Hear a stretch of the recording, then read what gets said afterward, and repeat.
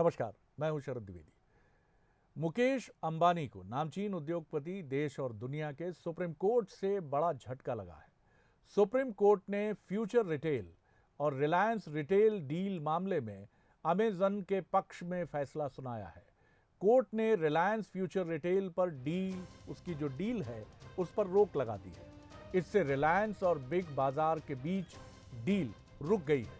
Future retail big बाजार के जरिए ही सामान बेचता है। सुप्रीम कोर्ट ने कहा कि रिलायंस फ्यूचर ग्रुप की रिटेल संपत्ति खरीदने के सौदे पर आगे नहीं बढ़ सकता है। इस साल फरवरी में अमेजन ने सुप्रीम कोर्ट में फ्यूचर ग्रुप के खिलाफ याचिका दायर की थी। इसमें फ्यूचर ग्रुप के रिटेल एसेट्स को रिलायंस रिटेल को बेचने को लेकर चुनौती दी गई थी। अगस्त 2020 में रिलायंस और फ्यूचर रिटेल के बीच सौदा हुआ। इस सौदे के खिलाफ अमेजन सिंगापुर की आर्बिट्रेशन कोर्ट पहुंचा। 25 अक्टूबर 2020 को सिंगापुर की कोर्ट ने भी इस डील पर रोक लगा दी थी। सिंगापुर कोर्ट ने कोई भी आखिरी फैसला अभी तक नहीं दिया है। वहां की अदालत जल्द ही इस पर फैसला दे सकती है, क्योंकि अक्टूबर में डील पर रोक लगाने के बाद कोर्ट ने कहा था कि वो 90 दिनों के भीतर कोई फैसला सुना सकती है।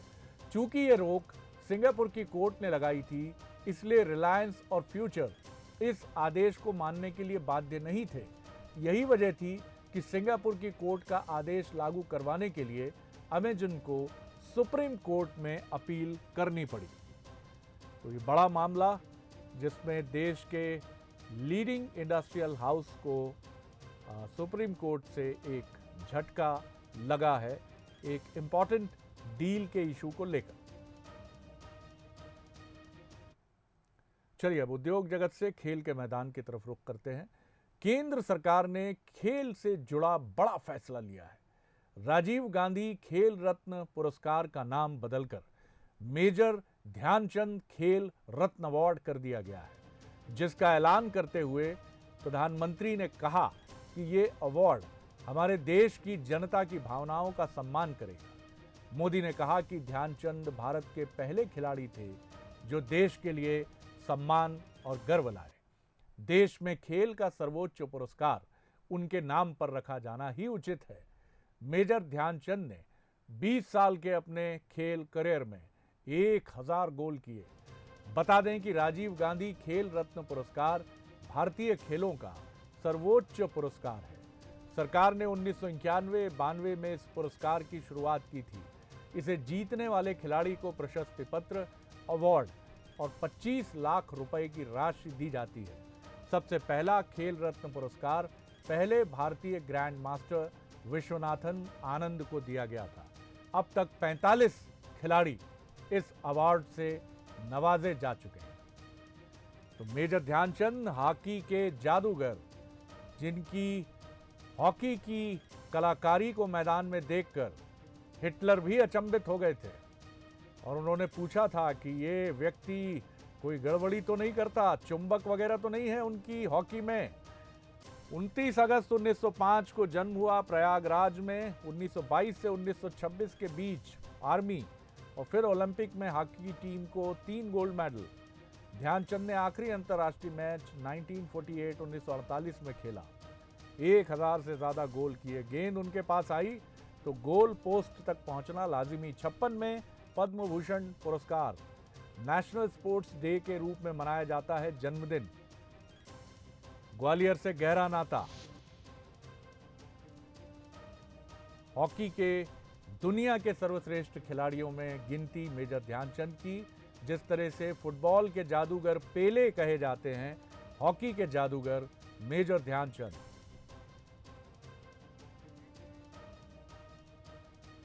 आज हम सब लोगों के लिए, देश के लिए गौरव का विषय है कि भारत के यशस्वी और लोकप्रिय प्रधानमंत्री माननीय नरेंद्र मोदी जी ने देश के खेल रत्न का नाम मेजर ध्यानचंद खेल रत्न पुरस्कार के नाम से जो किया है, ये खेल हस्तियों के लिए तो है ही, लेकिन पूरे देश के लिए एक गौरव और सम्मान का विषय है।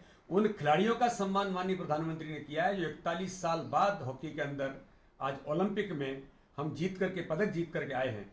इसलिए मैं माननीय प्रधानमंत्री जी का बहुत हृदय से धन्यवाद करता हूं और खेल प्रेमियों की ओर से और पूरे देश की ओर से, मध्य प्रदेश की ओर से माननीय प्रधानमंत्री जी का बहुत बहुत हार्दिक अभिनंदन। चलिए अब रुक करते हैं इसी मसले से जुड़ी एक और खबर का। राजीव गांधी खेल रत्न अवार्ड का नाम अब मेजर ध्यानचंद के नाम पर होगा। प्रधानमंत्री नरेंद्र मोदी ने यह फैसला ले लिया है, लेकिन सरकार का यह फैसला कांग्रेस को रास नहीं आ रहा है। राजीव गांधी खेल रत्न अवार्ड का नाम बदले जाने पर अब सियासत शुरू हो गई है। देखिए ये रिपोर्ट। देश में नाम बदलने का सिलसिला और उस पर सियासत दोनों जारी है। बदले नामों को गिनने बैठेंगे तो एक लंबी फहरिस्त सामने आ जाएगी। लेकिन आज बात सिर्फ नए मुद्दे की। केंद्र सरकार ने भारत का सबसे प्रतिष्ठित खेल अवार्ड यानी राजीव गांधी खेल पुरस्कार का नाम बदलकर मेजर ध्यानचंद पर रख दिया और ये फैसला सामने आते ही इस पर सियासी बयानबाजी शुरू हो गई। पूर्व मंत्री पीसी शर्मा ने केंद्र के फैसले पर कई सवाल खड़े कर दिए। ये वो सरकार है मोदी जी जिसने खेल बजट कम कर दिया और राजीव गांधी ने बजट बढ़ाया था खेलों का। और आपका मोदी जी का बस चले तो ये भारत का नाम दीनदयाल देश ये तक कर देंगे। ये इस तरह की ओझी राजनीति मैं समझता हूँ कि उचित नहीं, ये दुर्भाग्यपूर्ण है। लेकिन बीजेपी इस फैसले को सही और ऐतिहासिक बता रही है। बीजेपी का तो ये भी आरोप है कि कांग्रेस हर अच्छे काम का विरोध करती है। वो तो ये तक कह रही है कि राजीव गांधी ना खिलाड़ी थे, ना उनका खेल से कोई लेना देना था, इसलिए राजीव गांधी खेल रत्न अवार्ड का नाम अब मेजर ध्यानचंद के नाम पर होना ही सही है। आज हम सब लोगों के लिए, देश के लिए गौरव का विषय है कि भारत के यशस्वी और लोकप्रिय प्रधानमंत्री माननीय नरेंद्र मोदी जी ने देश के खेल रत्न का नाम मेजर ध्यानचंद खेल रत्न पुरस्कार के नाम से जो किया है, ये खेल हस्तियों के लिए तो है ही, लेकिन पूरे देश के लिए एक गौरव और सम्मान का विषय है। बहुत प्रसन्नता की बात है कि माननीय प्रधानमंत्री जी ने भारत के खिलाड़ियों को पहचाना और ध्यानचंद जी पुरस्कार देने की बात कही है। ये बहुत प्रसन्नता की बात है। भाई राजीव गांधी कोई खिलाड़ी उलाड़ी थोड़े थे राजनीतिक व्यक्ति थे, तो प्रधानमंत्री ने अच्छा निर्णय लिया। कांग्रेस के पास कुछ काम ही नहीं है, वो तो व्यक्ति विशेष को बढ़ावा देना, व्यक्ति विशेष की पूजा में विश्वास रखते हैं। केंद्र के फैसले का खुद मेजर ध्यानचंद के बेटे अशोक ध्यानचंद ने स्वागत किया है। वो इसे अपने पिता के लिए एक बड़ा सम्मान मानते हैं कि ध्यानचंद जी को ये सब प्रतिष्ठा जो उनको मिलनी चाहिए थी, वो आज हमारे प्रधानमंत्री मोदी जी ने एक अवार्ड, ध्यानचंद अवार्ड के रूप में देकर उसको स्थापित कर दिया। भारतीय हॉकी टीम 41 साल बाद टोक्यो से जो मेडल जीत कर आ रही है, उसकी बुनियाद इस देश में दशकों पहले मेजर ध्यानचंद ने ही रखी थी। भारतीय हॉकी को बुलंदियों तक पहुंचाने वाले इस शख्स के किरदार के सामने यूं तो हर सम्मान छोटा है, लेकिन सम्मान पर अगर देश में सियासत ना हो तो भला राजनीति ही क्या। आकर्ष शर्मा, बंसल न्यूज, भोपाल। चलिए बात खेलों से जुड़ी है तो अभी खेल के मैदान में ही रहते हैं। प्रधानमंत्री नरेंद्र मोदी ने महिला हॉकी टीम के खिलाड़ियों से बात की, जिन्होंने बड़ी जाबाजी से ब्रिटेन की टीम के साथ मुकाबला किया। और हम ये नहीं कहेंगे कि वो हार गए, ब्रॉन्ज मेडल नहीं मिला, लेकिन जिस तरह की लड़ाई मैदान पर इन खिलाड़ियों ने लड़ी है वो जीत से कम नहीं है। आज ओलंपिक में ब्रॉन्ज मेडल के लिए खेले गए मैच में निराशा हाथ लगी। अगर शुक्रवार की हम बात करें, टीम इंडिया ये मैच जीत नहीं पाई। हालांकि उन्होंने करोड़ों भारतीयों का, खेल प्रेमियों का दिल जीत लिया। प्रधानमंत्री मोदी ने टेलीफोन करके महिला हॉकी टीम के खिलाड़ियों से बात की, उनका उत्साह बढ़ाया और इस दौरान कुछ खिलाड़ी अपनी भावनाओं को नहीं रोक पाए, उनकी आंखों से पानी यानी आंसू निकल आए। प्रधानमंत्री के साथ बातचीत में कई खिलाड़ियों की पीड़ा आंसुओं के रूप में निकल पड़ी। हालांकि प्रधानमंत्री ने कंसोल करते हुए, सांत्वना बंधाते हुए कहा कि आप सभी ने जिस तरह से खेल के दौरान मेहनत की है, पसीना बहाया, भारत के सम्मान की रक्षा की है, वो देश की करोड़ों बेटियों के लिए प्रेरणा की बात है। उन्होंने कहा कि आप सभी ने बहुत बढ़िया खेल खेला है, 5-6 साल आपने पसीना बहाया। मैं आप सभी को हृदय से बधाई देता हूं। मैं देख रहा था नवनीत की आंख पर कुछ चोट आई है। हाँ जी, कल उसको चोट आई थी, उसको 4 स्टिचेस लगे हैं। तो अरे बाप रे, मैं देख रहा था उसको, काफी अभी ठीक है, उसकी आंख को तो कोई तकलीफ नहीं हुई है ना?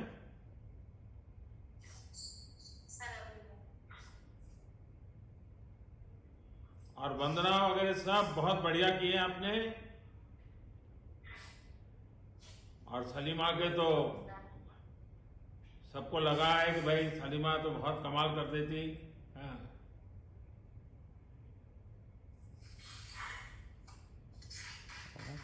Sir thank you so much. आप लोग रोना बंद कीजिए, मेरे तक आवाज आ रही है। देखिए, देश आज आपका पर गर्व कर रहा है, बिल्कुल निराश नहीं होना है।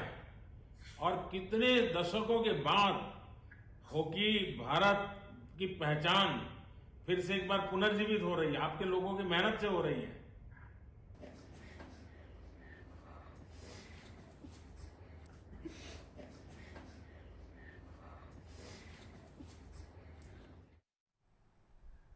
खिलाड़ियों का जज्बा बढ़ाने के लिए ये जज्बा भी ज़रूरी है जो हमारी पॉलिटिकल फ्रेटर्निटी की तरफ से आना चाहिए।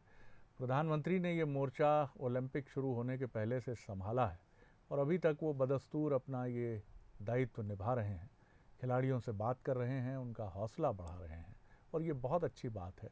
इससे वहाँ खेलने वाले भारतीय खिलाड़ियों को ये बराबर मैसेज मिलता है कि भारत में उनकी प्रतिभा की कद्र भी है और देश का राजनीतिक मुखिया लगातार उनसे उनके खेल के बारे में, उनकी सेहत के बारे में, उनके चोट के बारे में भी चिंतित है और हर ध्यान उनका रख रहा है। बढ़ते हैं अगली खबर की तरफ। हिमाचल प्रदेश के सिरमौर में ड्राइवर की दिलेरी से एक बड़ा हादसा टल गया। यहाँ के शिलाई में बोहराद खड्ड के पास नेशनल हाईवे 707 पर एक प्राइवेट बस फिसलकर लगभग खाई में लटक ही गई थी। हादसे के वक्त बस में 24 लोग सवार थे। ड्राइवर ने बस का तुरंत ब्रेक लगाया। सभी सवारियों के उतरने तक ड्राइवर अपनी जिम्मेदारी निभाता रहा, डरे हुए नहीं, भयभीत हुए बिना, और वो ब्रेक पर पैर रखकर पूरी मजबूती से बैठा रहा, अपनी जान को दांव पर लगाकर। इसके बाद सवारियों ने क्लीनर के साथ मिलकर ड्राइवर को भी बचा लिया, यानी अंत भला सो सब भला। चलती बस का अचानक एक्सेल टूट गया था, इस वजह से ड्राइवर का उस पर काबू नहीं रह गया। इससे बस सड़क की तरफ खाई की ओर ढलकती चली गई। बस जहां रुकी वहां से नीचे लगभग 300 मीटर गहरी खाई थी। ये देख के बस में जो सवारियां बैठी थी उनकी सांसें अटक गई। खतरे को तुरंत समझते हुए भागते हुए ड्राइवर ने कोई घबराहट नहीं दिखाई और न खुद बस को छोड़ने की कोई कायरता जैसी कार्रवाई भी की। उसने अपनी जान को दांव पर लगाते हुए बस के ब्रेक पर पैर लगाया जब तक सारे यात्री उतर नहीं गए और बाद में उनकी जान भी बचा ली गई। बधाई आपको ड्राइवर साहब।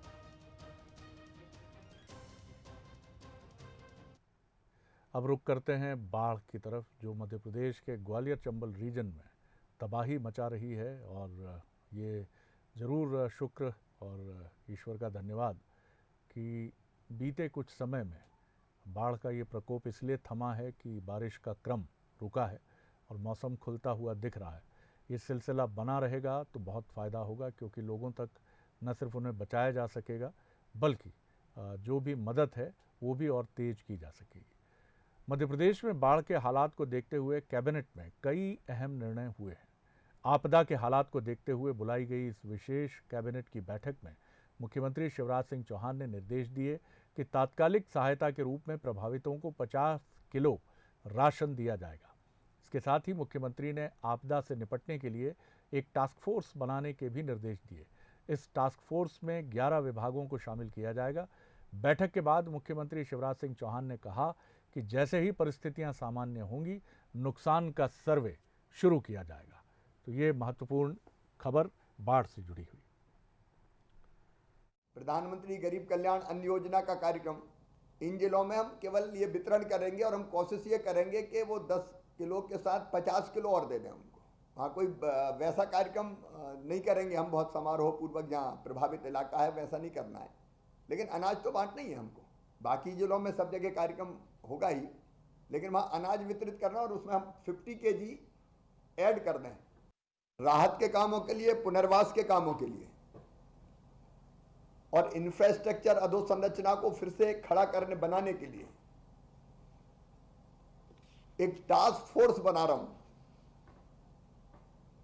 11 विभाग रहेंगे क्योंकि समन्वय से ये करना पड़ेगा, कोऑर्डिनेट करके करना पड़ेगा हमको काम। मुझे लगता है कि इतने प्रमुख विभाग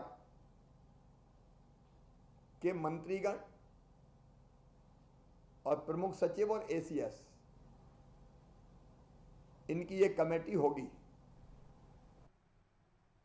टास्क फोर्स निश्चित तौर पर एक अच्छी पहल है और ये सभी विभागों के समन्वय से पीड़ितों के लिए काफ़ी मददगार साबित हो सकता है।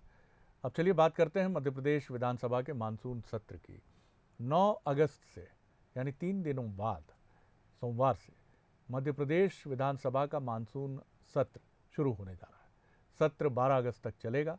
कांग्रेस ने पहले ही ऐलान कर दिया है कि इस बार वो सरकार की घेराबंदी पुख्ता तौर पर करेगी, लेकिन बीजेपी ने भी मानसून सत्र के लिए अपनी नीति बना ली है। कांग्रेस की आक्रामकता का जवाब दिया जाएगा।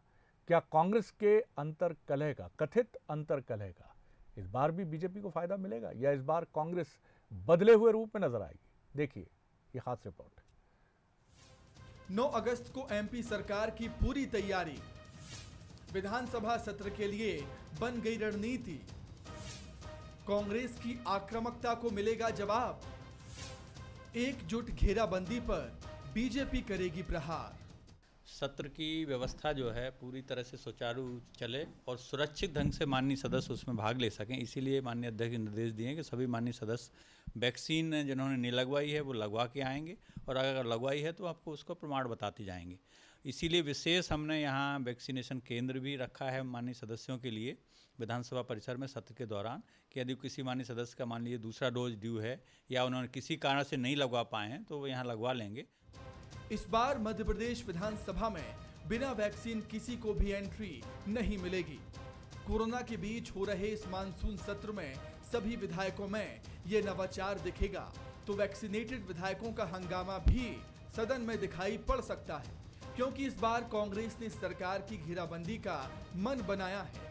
कांग्रेस की माने तो सड़क से लेकर सदन तक इस बार सरकार पर सवालों की बौछार होगी, लेकिन तैयारी तो बीजेपी ने भी कर ली है।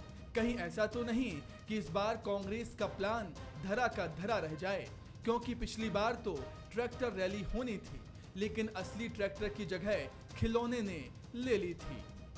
कांग्रेस पूरी ताकत से इन 3 दिन के सदन में उठाने वाली हमलावर नहीं, जनता के मुद्दे उठाएंगे। जनता जो परेशान है आज, उन सब मुद्दों को पूरी ताकत से उठाएंगे और सदन में मजबूर करेंगे कि जनता की बात को मानना पड़ेगा, जनता की ओर ध्यान सरकार को देना पड़ेगा। ये भ्रष्टाचार से अलग हटें, ध्यान बटाने वाले कामों से अलग हटें, उत्सव बनाने से अलग हटें। पूरी कांग्रेस एक। 9 अगस्त को विधानसभा का सत्र शुरू हो रहा है, तो इसी दिन आदिवासी दिवस पर कांग्रेस विरोध प्रदर्शन करने वाली है। 11 अगस्त को यूथ कांग्रेस विधानसभा का घेराव करने की तैयारी में है। वहीं 11 अगस्त को ही सेवा दल भोपाल में तिरंगा मार्च निकालेगा। इतना ही नहीं, रसोई का बजट बिगड़ने पर बढ़ती महंगाई के खिलाफ महिला कांग्रेस भी प्रदर्शन करने की तैयारी में है, लेकिन बीजेपी ने भी इस आक्रामकता का जवाब देने की तैयारी कर ली। विपक्ष की कैसी भूमिका होनी चाहिए, मुझे लगता है कांग्रेस को भी बहुत सीखने की आवश्यकता है। मुद्दे उठाना तो दूर है, कैसे जनता की सेवा के लिए हम आगे आएँ यह भी वो भूल गए हैं और शायद इसी का परिणाम है कि कांग्रेस में टूटन हुई है। कांग्रेस के जब वो सत्ता में थे तो ना वो सत्ता चलाना जान पा रहे हैं, ना वो विपक्ष का काम कर पा रहे हैं। सकारात्मक भूमिका उनकी होनी चाहिए, क्षेत्र के प्रदेश के लोगों के विकास के संबंध में उनका दृष्टि होनी चाहिए, लेकिन इसका सर्वथा अभाव दिखता है कांग्रेस में। जानकारों की माने तो सदन में बीजेपी कांग्रेस की अंतर्कलह का फायदा उठाती है। हर सत्र से पहले कांग्रेस आक्रामक बनती तो है, लेकिन उसकी शुरुआत और अंत दोनों में बहुत अंतर होता है। वो एकजुट आक्रामकता का प्रदर्शन करने में पिछड़ जाती है।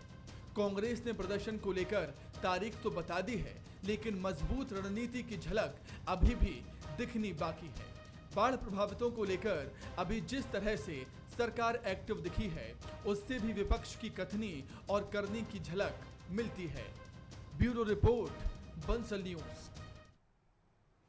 एक कहावत तो आपने सुनी होगी कि गुरु गुड़ रह गए और चेला शक्कर हो गया, लेकिन हम जो खबर आपको दिखाने जा रहे हैं वहाँ आप ये तो कह सकते हैं कि गुरु गुड़ हो गए, लेकिन चेला गुरु घंटाल हो गया। ये इसलिए कि ये चेला साहब जो हैं, शिष्य जी जो हैं, इन्होंने अपने ही गुरु को चूना लगा दिया। ये आरोप सामने आया है। अभी हालांकि मामला पुलिस की शिकायत में तब्दील नहीं हुआ है, लेकिन बड़ा दिलचस्प मामला है। उज्जैन यानी बाबा महाकाल की नगरी में एक तरफ तो साधु संतों का डेरा है, आध्यात्मिक चर्चाएं हैं, आध्यात्मिक शांति है, तो वहीं दूसरी तरफ तंत्र क्रिया और अघोर साधना के उपासक भी यहाँ हैं, उनके भी आश्रम हैं, उनका भी डेरा है। उज्जैन का चक्र तीर्थ शमशान विश्व के ऐसे 4 शमशानों में अपना स्थान रखता है जो सनातन परंपरा में माने जाते हैं, जहाँ तंत्र क्रिया या वाम क्रिया के लिए बहुत अनुकूलता मानी जाती है। चक्र तीर्थ शमशान पर अघोरियों से मिलने और उनका आशीर्वाद लेने बहुत बड़ी संख्या में श्रद्धालु पहुंचते हैं और अपनी मान्यताओं को पूरा करने के लिए दान पुण्य करने से भी पीछे नहीं हटते। लेकिन ज़रा सोचिए, क्या कोई इन अघोरियों और तांत्रिकों को भी ठग सकता है? उन्हें भी चूना लगा सकता है? उसका कलेजा कैसा होगा ये आप समझ सकते हैं। खबर तो ये भी कह रही है कि ऐसा हुआ, और दरअसल उत्तर प्रदेश के गाजियाबाद से आए एक युवक ने शमशान के अघोरी से 1 करोड़ रुपए की राशि दान में देने की बात कही। अब बाबा जी माया मोह से तो कोई मुक्त है नहीं, तो बाबा जी को उन्होंने अपनी बातों में लगा लिया। बाबा जी भी किसी और प्रयोजन से अपने लिए न सही अपने आश्रम के विस्तार के लिए सोच रहे हों। फिर उन अघोरी बाबा को 21 लाख रुपए की चपत भी लगा दी। पहले ये युवक उनका शिष्य बना, लेकिन इस मामले ने तब नया मोड़ ले लिया जब अघोरी को अपने ठगे जाने का शक हुआ, और ये महोदय भी ठगे जाने के बाद गुरु पूर्णिमा पर फिर अपने गुरु यानी अघोरी जी के पास पहुंच गए। तो अघोरी जी ने बिल्कुल मौका नहीं चूका और उस युवक को बंधक बना लिया। युवक जब कई दिनों तक अपने घर नहीं पहुंचा, तब जाकर उनकी पत्नी को शंका हुई और उन्होंने उत्तर प्रदेश सरकार और मुख्यमंत्री योगी आदित्यनाथ तक सीएम हेल्पलाइन जैसी व्यवस्था के तहत गुहार लगाई। इसके बाद जब मुख्यमंत्री ने इस पर एक्शन लेने के लिए बात कही तो उत्तर प्रदेश की पुलिस एक्शन में आई और उज्जैन पुलिस से संपर्क किया, और आखिरकार करीब 11 दिन बाद उत्तर प्रदेश और उज्जैन पुलिस की संयुक्त कार्रवाई के बाद तथाकथित रूप से उस युवक को, जो इन्हीं अघोरी महोदय का शिष्य भी है, उनको अघोरी के कब्जे से मुक्त करा लिया गया। आरोपी अघोरी जिनका नाम बम्बम नाथ है, अभी वो पुलिस से खुद के ठगे जाने की शिकायत भी कर रहे हैं। पूरा देखिए इसमें क्या कुछ अब तक कहा गया है और क्या रिएक्शन सामने आए, ये भी देख लीजिए। कि आपका कोई एक भगत आने वाला बाहर से, अमेरिका से, आपका शिष्य बनेगा और उसका कुछ काम है। फिर वही आदमी मेरे पास आया, 2 दिन रहा, दीक्षा लिया। 2 दिन बाद वो फ़ोन लगाता है कि बाबा जी एक ब्राज़ील का कोई कंपनी है, वह आपके आश्रम बनाने के लिए कुछ डोनेशन देना चाहती है, और जो कंपनी पैसा डोनेशन देना चाहती है वह डोनेशन इस खाते में आ चुका है, आरबीआई के खाते में आ गया है। अगर आप टैक्स जमा कर देते तो आपको पैसा मिल जाएगा। 6 लाख रुपया उसने उसके घर पे नगद दिया और 15,75,000 जो कि मोबाइल से दिया। ये जो महाराज जी है, इनके द्वारा भी एक शिकायत थाना देवाजीगंज में दी गई है, उसकी जांच भी की जा रही है और ये देखा जा रहा है कि ये घटनाक्रम कहाँ का है, और इस संबंध में अगर कोई कॉग्निजेबल ऑफेंस होगा तो इसमें मामला आगे उसमें पंजीबद्ध करके आगे उसमें इन्वेस्टिगेशन किया जाएगा। देखिए कितना दिलचस्प मामला है कि बाबा जी जिनके साथ ठगी हुई वो भी आरोपी हैं, और जो महोदय जिन्होंने ठगी की ब्राज़ील की कंपनी के नाम पर, वो भी आरोपी हैं। तो दोनों गुरु शिष्य इस समय आरोपों के दायरे में हैं। बहुत संभल कर रही है सर, किसी पर भरोसा करना बड़ा कठिन है। और अब मुझे दीजिए इजाज़त, फिर मुलाकात होगी इसी मंच पर, इसी फोरम पर। नमस्कार।